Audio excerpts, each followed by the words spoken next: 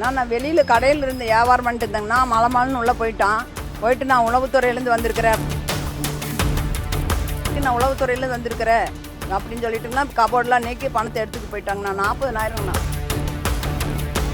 Police போகலாமான்னு கேட்டால் இப்படியே போகலாமா அப்படியே போகலாமா ஜட்டியாக நின்றுட்டு ஆடி காமிக்கிறாங்கண்ணா. பேர் தமிழ்ச்செல்விங்க. 30 வருஷமாக கடை வச்சுருக்கிறோம்.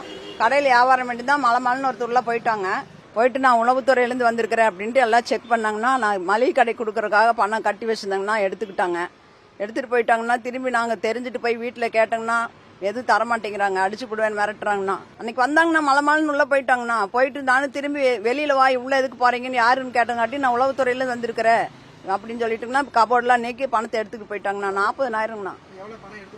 40,000 மளிகை கடை கொடுக்கறதுக்காக எண்ணி கட்டி வச்சுருந்தேங்க. எடுத்துகிட்டு போயிட்டாங்கண்ணா. நான் திரும்பி வீட்டுக்கு தெரிஞ்சவங்கன்னு சொல்லிட்டு வீட்டுக்கு கூட்டிகிட்டு போனேன். பக்கத்தில் இருக்கிற பாய் கூட்டிகிட்டு வீட்டுக்கு போனால் தர முடியாதுங்கிறான், வெளியில் போங்கிறாங்க. அப்புறம் போலீஸ் போகலாமான்னு கேட்டால் இப்படியே போகலாமா அப்படியே போகலாமான்னு ஜட்டியாக நின்றுட்டு ஆடி காமிக்கிறாங்கண்ணா.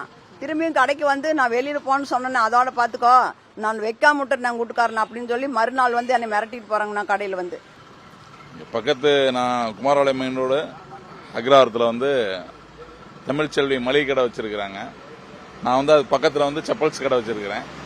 அப்புறம் அன்னைக்கு வந்து இந்த மாதிரி வந்து ஒருத்தர் வந்து கடைக்குள்ள திடீர்னு உள்ள பூந்தாருங்க. இந்த மாதிரி வந்து உளவுத்துறையிலேருந்து வந்திருக்கேன் அப்படின்னு சொல்லி உள்ளுக்குள்ள வந்து அவர் ரைடுக்குன்னு சொல்லிட்டு வந்தாரு. பண்ணிட்டு அதுக்கப்புறம் என்னங்க அதுக்கு ஐடி கார்டு ஏதாவது காமிங்கன்னு இப்படி கேட்டதுக்கு அவர் எதுவுமே சொல்லலை. அவர் பாட்டுக்குள்ள போனாரு. உள்ள போய் எல்லாம் கம்ப்ளீட்டா வந்து போய் செக் பண்ணி போட்டு நாங்கள் வியாபாரத்துக்காக நான் பணம் வச்சிருந்தேன். அதுல இருந்து பணம் வந்து 40,000 ரூபாய் எடுத்துட்டு போயிட்டாரு.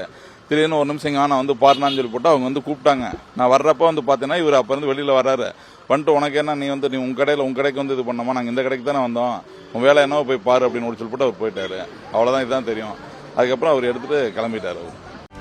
செய்திகளை உடனுக்குடனும் துல்லியமாகவும் தெரிந்து கொள்ள சப்ஸ்கிரைப் பண்ணுங்க.